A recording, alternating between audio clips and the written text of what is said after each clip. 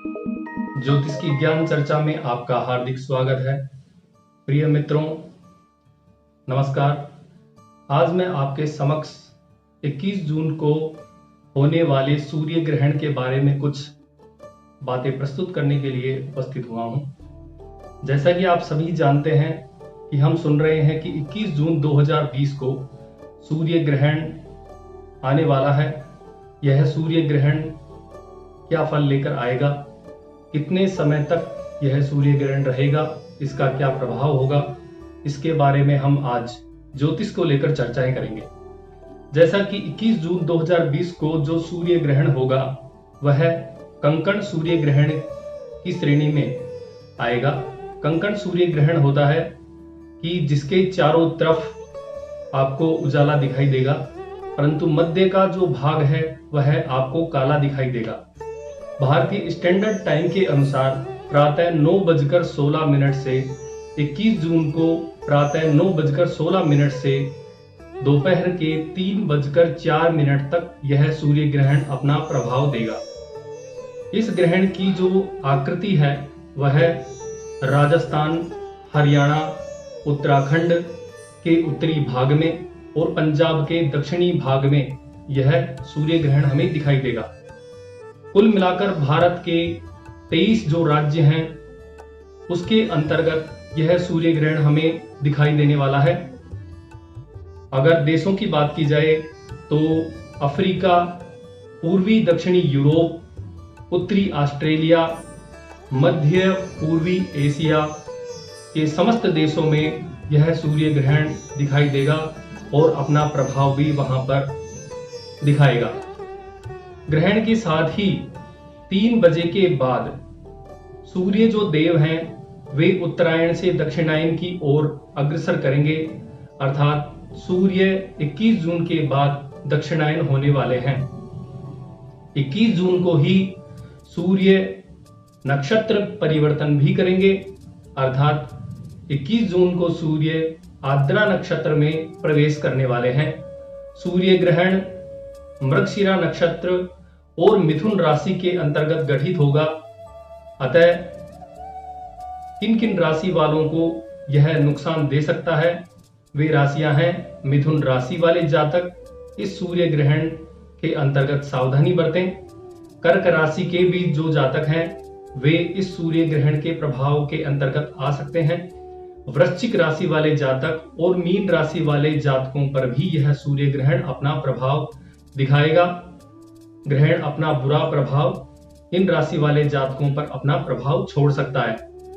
ग्रहण काल का जो सूतक काल है इसके बारे में भी हमें संशय उत्पन्न हो जाता है कि इस ग्रहण के अंतर्गत सूतक काल कब से शुरू होगा। तो 21 जून को सूर्य ग्रहण है और उससे पहले यानी 20 जून को रात्रि 9:55 से सूर्य ग्रहण का सूतक काल प्रारंभ हो जाएगा, अर्थात ग्रहण पूर्ण होने तक सूतक काल प्रभावी रहेगा। अर्थात 20 जून की रात्रि 9:55 से सूर्य ग्रहण 3:04 दोपहर तक 21 जून को खत्म होगा, तब तक सूतक काल जो है वह प्रभावी रहेगा। एक खास बात और है, जैसे कि सूर्य ग्रहण इस बार रविवार को पड़ रहा है। रविवार को सूर्य ग्रहण होने के कारण यह चूड़ामणि संज्ञक सूर्य ग्रहण भी कहलाएगा। अगर सार रूप में देखा जाए तो इसके बारे में मुख्य तथ्य इस प्रकार रहेंगे।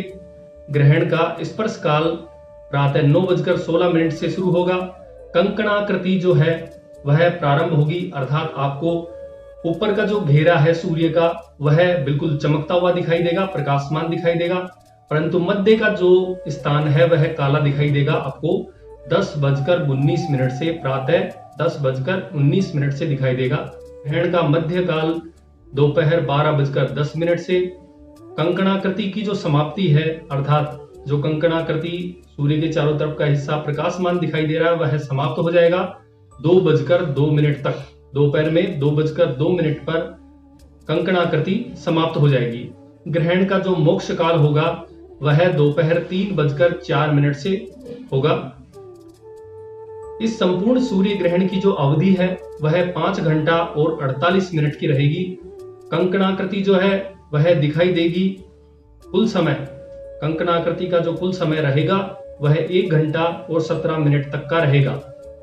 इस ग्रहण के क्या प्रभाव होंगे भारत पर, इस ग्रहण के क्या प्रभाव होंगे मनुष्य पर, इसके क्या प्रभाव होंगे, इसके बारे में भी अगर हम चर्चा करें तो भारत की जो राजनीति है और रणनीति है उसमें बहुत से फेरबदल करने की आवश्यकता होगी। अर्थात राजनीति और रणनीति भारत की बहुत ही हद तक बदल जाएगी।